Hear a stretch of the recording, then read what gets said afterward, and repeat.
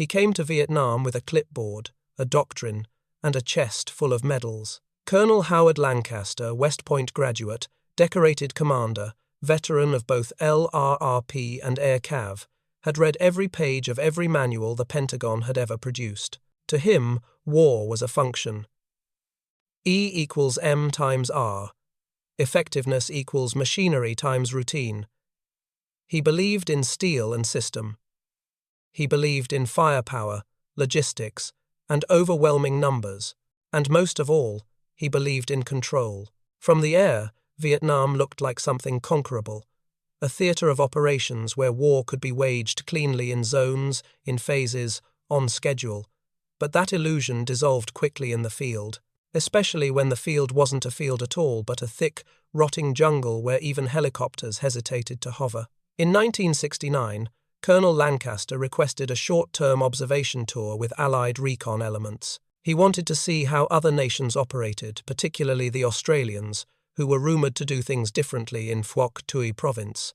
What he expected were second-rate scouts with British accents. What he got was a crack in his entire worldview. The day he arrived at Nui Dat, the Australian base, he stood in front of a small hangar with his boots polished, his sidearms snug, and his orders crisp in a manila folder. He was met by an RAAF transport officer, who simply said, "They're waiting for you in the tree line. No motorcade, no radio net, no briefing room, just trees." He walked toward the jungle and saw them. 5 men, dirty, silent. One of them had sawed the barrel of his L1A1 rifle nearly in half. Another carried no visible radio, no helmet, no rank. They didn't salute. They didn't speak. One of them just pointed and began walking. "Where's your comms guy?" the colonel asked, expecting at least a field RTO or a support team trailing behind. "You're looking at it, sir," the tallest one said, without slowing down. There were no words for what Lancaster felt in that moment, only a brief pause in his stride. He'd come expecting a demonstration of Allied support. What he got instead was the beginning of a 4-day patrol that would challenge everything he thought he understood about war, survival, and the meaning of efficiency. And so, clipboard in hand, boots still too clean, the colonel followed 5 ghosts into the bush, where there would be no maps, no radios, and no rescue plan, just instinct, silence, and a quiet war fought on invisible terms. Colonel Howard Lancaster was no fool. He wasn't some desk-bound theorist pretending to know war. He had served with the long-range reconnaissance patrols in Germany and had flown as an observer with the air cavalry in the early days of Vietnam. Head tasted combat. He had lost men, but he still believed war could be systematized, broken down into predictable outcomes, like engineering. He didn't dismiss jungle warfare. He just believed it could be optimized. The Australians, to him, were peculiar, brave, professional, but not scalable. They operated in small patrols, relied on instinct and improvisation. To Lancaster, they were relics of a past war, more akin to scouts from the Boer War than participants in a modern military campaign. Their lack of radios, their minimalist loadouts, their refusal to use helicopters unless absolutely necessary, all of it, in his view, was proof of tactical underdevelopment. Before he joined the SAS patrol, he had voiced it bluntly at a U.S. liaison briefing in Long Bin. "They're good recon troops, sure, but they're not doctrinal.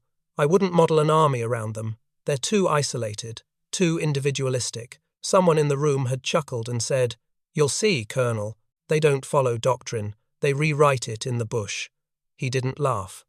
Lancaster respected hierarchy, structure, and predictability.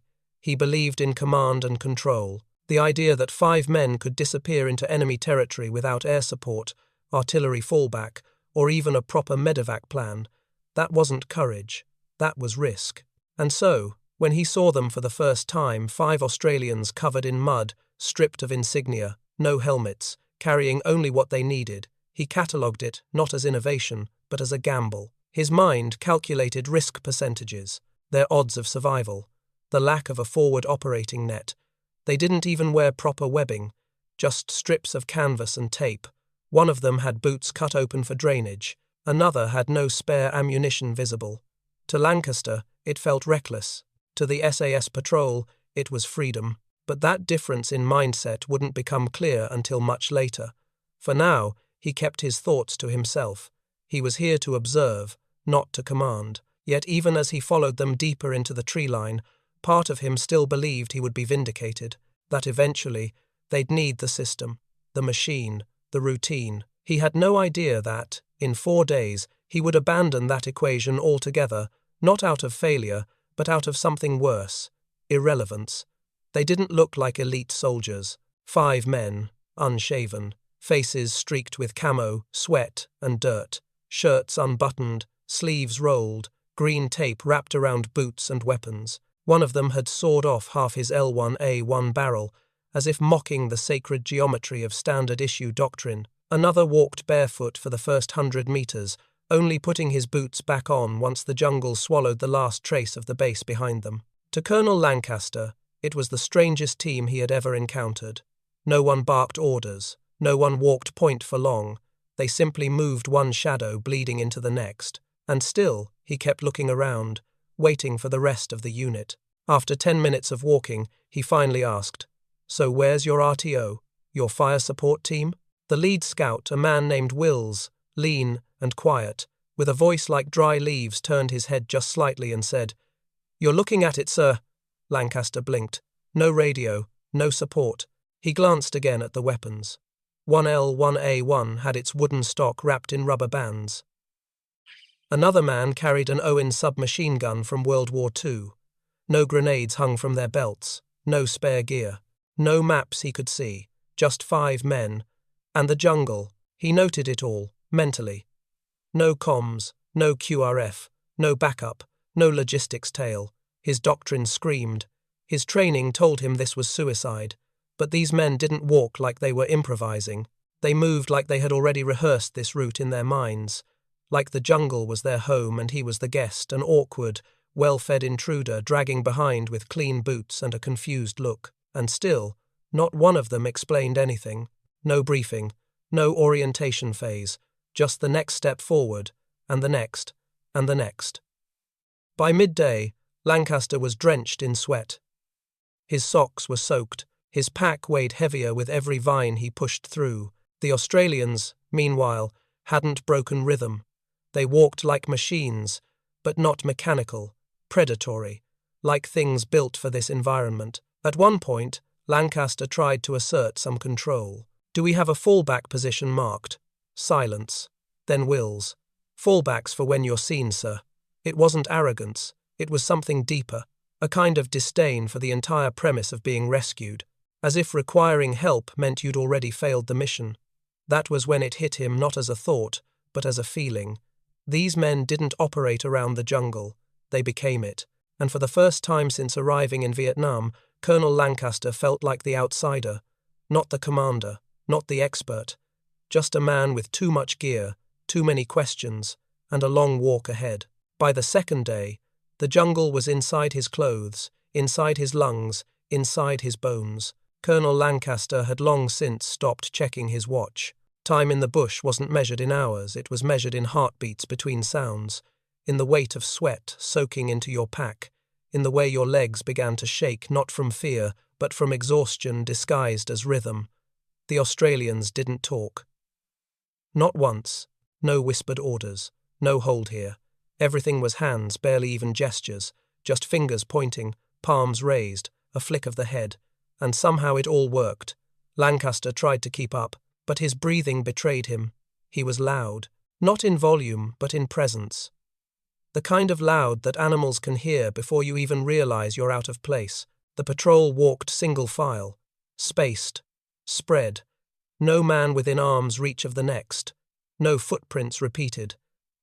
The path they cut might as well have been invisible. And then, it happened.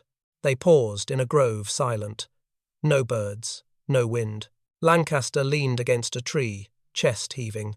Mosquitoes danced around his ears, feasting.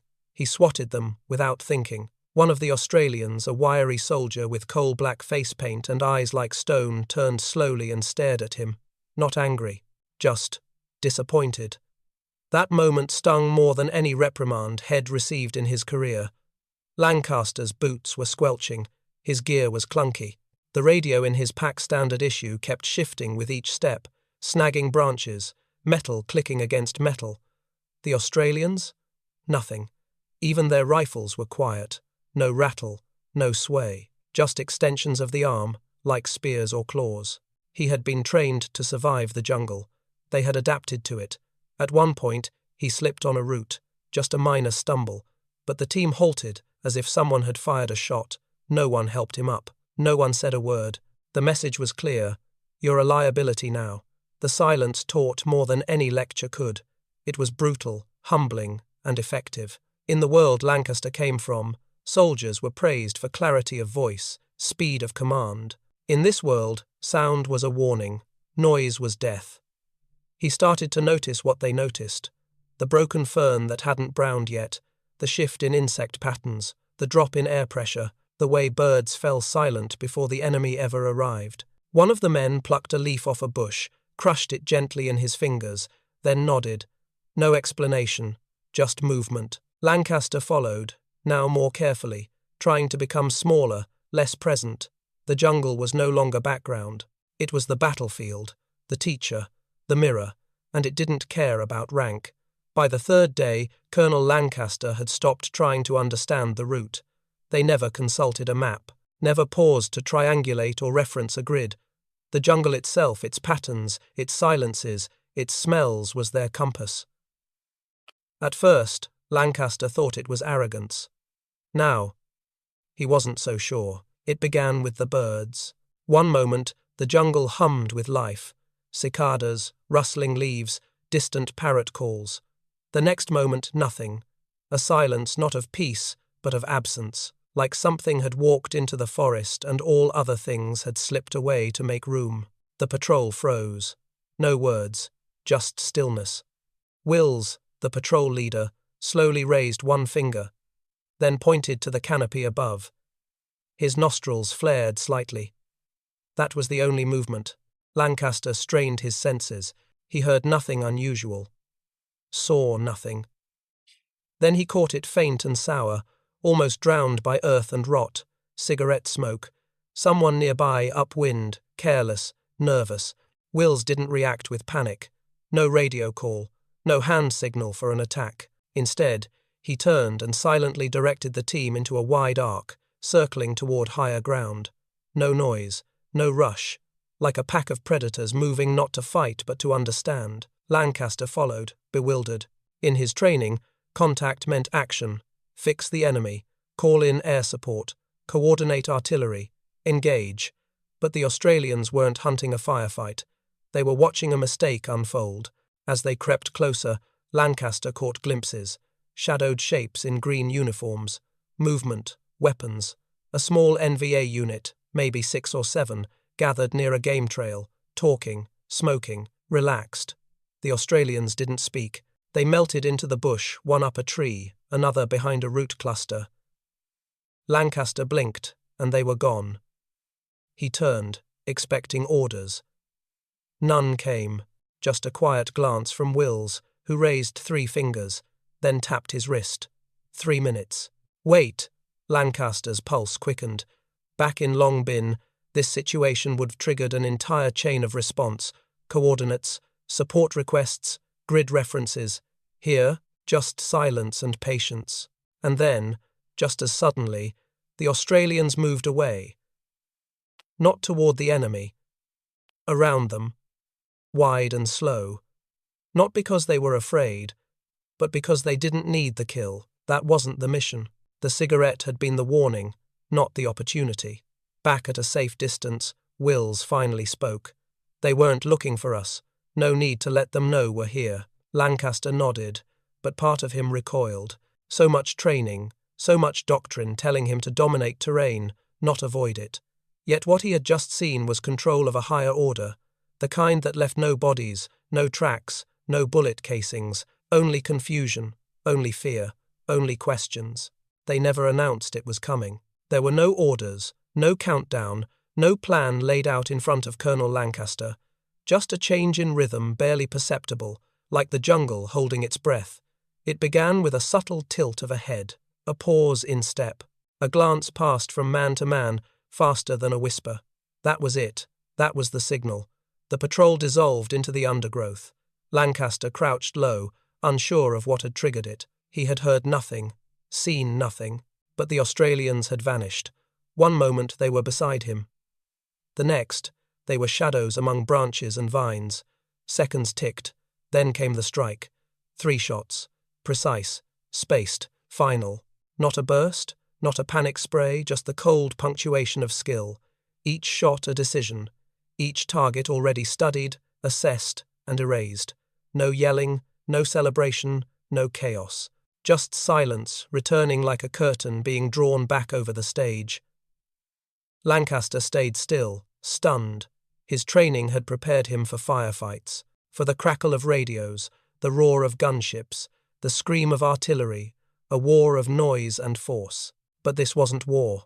It was removal. The SAS didn't fight, they deleted. 15 seconds after the first shot, the patrol reappeared, one by one, calm, breathing steady.